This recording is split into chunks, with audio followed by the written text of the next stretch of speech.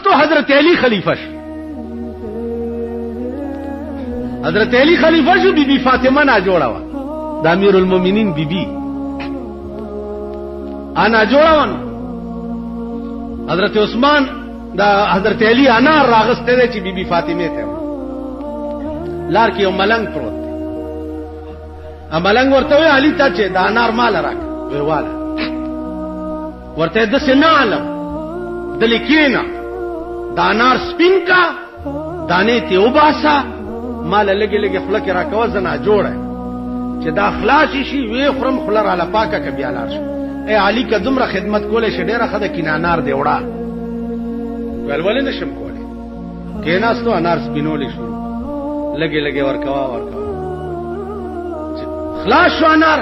حضرت علی په خپل لمن دا غتړي خپل پاکه ول بس کور تلاړو بی بی فاطمه ته وای وای بی بی تعالی مې انار وروړو خل دې پکوا ته بیواله ولار کې یو داسې چلو شو.